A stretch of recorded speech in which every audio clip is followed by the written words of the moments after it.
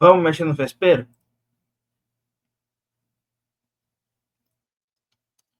Fala, meu povo da Opinião Esportiva, sexta-feira e temos mais um Opina aí Duelos. Hoje, Ayrton Senna ou Nelson Piquet. Quem foi melhor? Quem eu, no auge, contrataria para a minha equipe?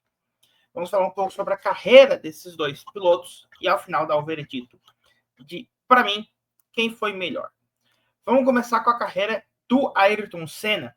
Ele guiou de 1984 a 94 por 4 equipes. Toleman, Lotus, McLaren e Williams. Disputou 162 grandes prêmios. Venceu 3 títulos mundiais em 88, 90 e 91, com 41 vitórias, 80 pódios, 610 pontos. Tem os descartes, né, por 614. 65 pole positions, 19 voltas mais rápidas. Fez a sua estreia no Grande Prêmio do Brasil. Venceu pela primeira vez em 85 em Portugal.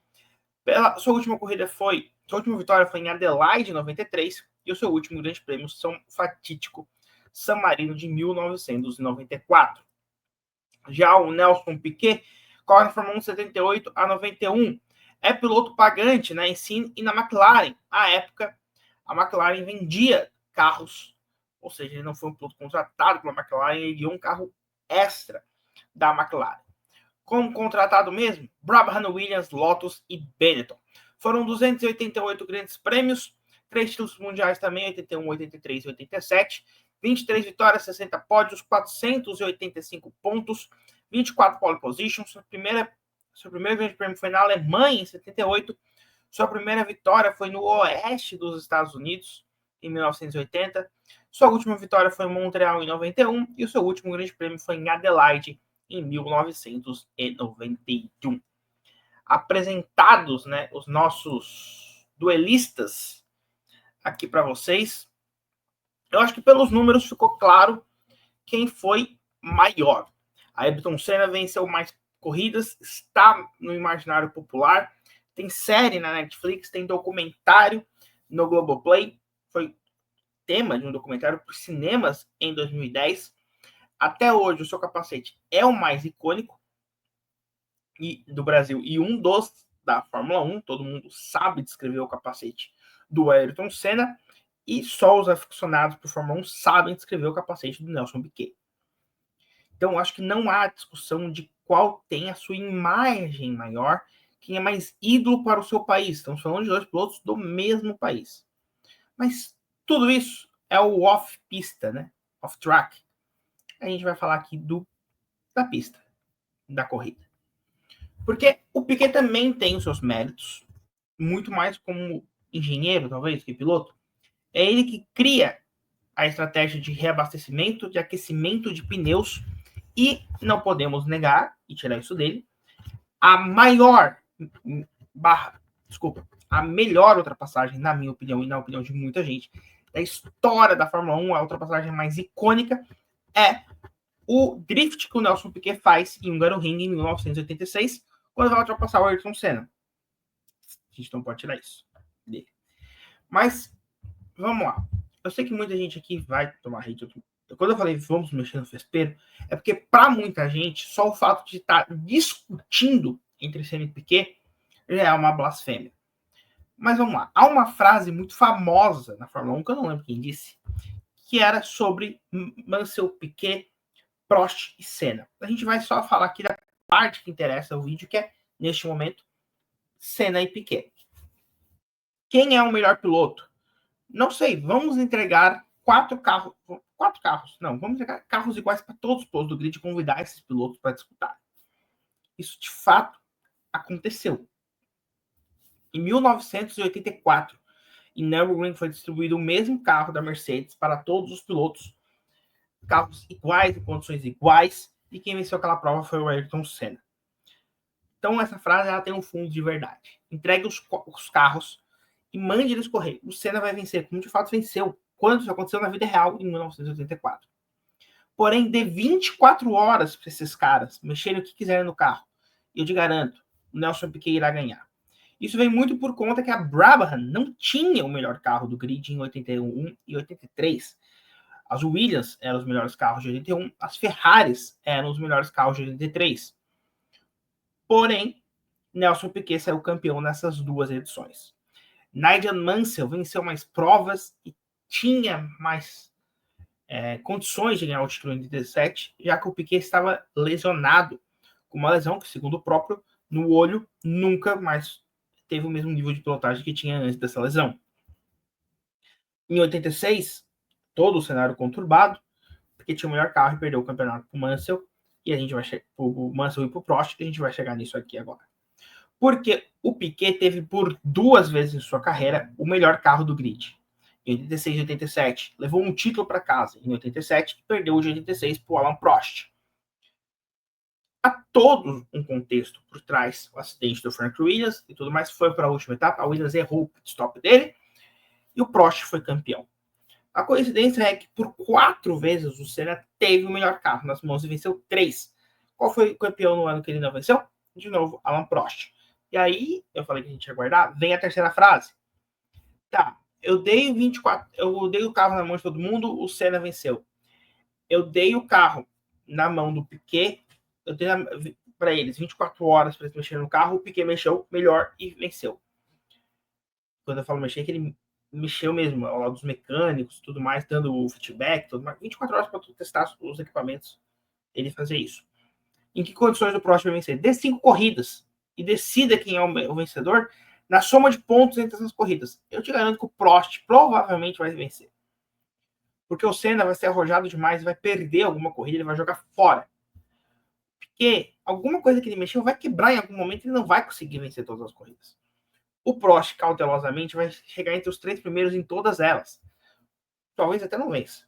Ou ele vença uma, pode cair no colo dele. Então ele vai ser campeão. E o Mansell? Bem, o Mansell provavelmente é quem vai fazer o Senna bater, quem vai fazer o Piquet quebrar e quem vai tirar alguns pontinhos do Prost. Por isso também tem a famosa frase que o Mansell foi campeão com um carro à prova de Mansell, em 1991. Mas tá, você entendeu o que eu quis dizer, o contexto e tudo mais. Então, se eu fosse dono de uma equipe e tivesse na condição de contratar o melhor piloto, contrato o piloto, um dos dois, eu tenho só um dos dois para escolher. Quem eu escolheria? Que foi o que eu fiz no vídeo passado, quem eu escolheria entre Ronaldinho e Neymar no auge.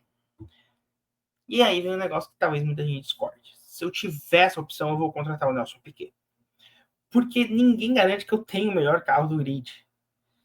E mexendo nele, muito provavelmente, o Piquet vai conseguir melhorar o carro mais do que o Senna. Se eu tiver certeza que eu tenho um carro bom, eu vou entregar na mão do Senna para quebrar todos os recordes.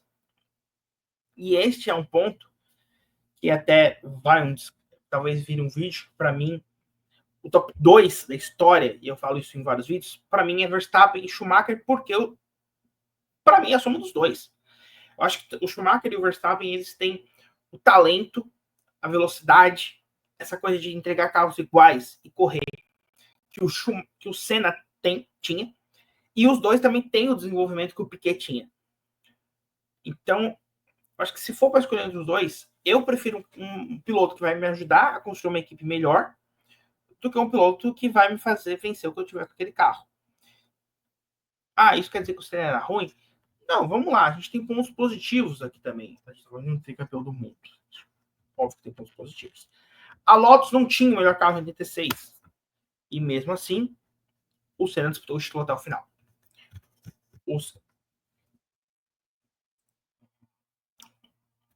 Voltamos. Deu um probleminha aqui na conexão e bola para frente. Um ponto também positivo, a gente pode usar a Lotus. Em 87, a Lotus tinha como piloto o Ayrton Senna, em 88 tinha o Nelson Piquet. O Senna venceu corridas com aquela Lotus, o Piquet não. A Lotus era um downgrade danado de ano para ano, estava cada vez mais pior. Mais pior, tá certo em português? Não sei. Estava cada vez pior e o Piquet viu que não tinha o que fazer ali e ele vai para Benetton, e aí sim, na Benetton a gente tem, né, esse crescimento. Então, o Piquet não fazia milagres também. Né? A gente tem um exemplo de fracasso na carreira dele, que é a Lotus. Mas tem os casos de sucesso, 3 inclusive, né? Brabham, Williams e Benetton. O Senna, em compensação, tem um caso de fracasso que a gente desconsidera, que é a Williams. A Williams foi uma mudança de regulamento e foram 3 corridas, não tem ali muito o que ser feito. Então a gente desconsidera. Mas ele não tem um caso de sucesso, né? A McLaren sofreu quando não tinha o melhor carro, ele conseguiu vencer provas, mas não conseguiu vencer campeonatos. Então o que vai pesar aqui não é quem teve mais títulos e mais vitórias, é a condição dos títulos. Porque no final do ano não importa quantas coisas você vence. Em 2016, Lewis Hamilton venceu 10 provas contra 9 do Nico Rosberg. O campeão do mundo foi o Nico Rosberg, que fez mais pontos. Em 87, o Nigel Mansell venceu 7 provas contra 3 do Nelson Piquet, que foi o campeão daquela temporada.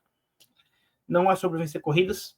Eu acho que o Senna é muito bom em vencer em corrida, vamos falar assim, na verdade. Em corrida o Senna era melhor. Em campeonatos, o Piquet, para mim, o Piquet era melhor. E se eu fosse dono de equipe, eu ia querer melhorar no campeonato. Porque a corrida, ok, beleza. Pode ser que para alguém, se ganhar uma prova assim, fazer uma exibição, como o Senna fez com a Toleman, todo mundo lembra da Toleman até hoje, pelo que o Senna faz em 84, em Mônaco, pode ser. Mas eu preferia ganhar campeonatos, por isso a minha escolha é Nelson Piquet. Deixe aí nos comentários quem você escolheria, por quê, e traga argumentos. Não traga xingamento, não venha falar. Eu sei que o Senna é quase uma divindade aqui nesse país, e por isso que eu primeiro dei os argumentos para depois escolher. Quem me acompanha no canal sabe que provavelmente eu escolhi seu Piquet desde o início. Semana que vem a gente vai tentar trazer de novo uma opinião aí do duelos, mas deixe aqui nos comentários qual duelo você gostaria de ver aqui, de qual esporte. A gente já trouxe de futebol, já trouxe hoje de Fórmula 1. Também vamos fazer com times, tá? Elencos, temporadas. Quem foi melhor? Flamengo de 19 ou Flamengo de 22? Palmeiras de 20 ou Palmeiras de 21, que são bem parecidos ali. Mas podemos fazer isso também ao longo para discutir. Você viu aqui que não é só números, né? A gente tenta trazer, além dos números, o contexto. É isso, fico agora com o Tio Sam, pedindo para você se inscrever. Vejo vocês na próxima e falou!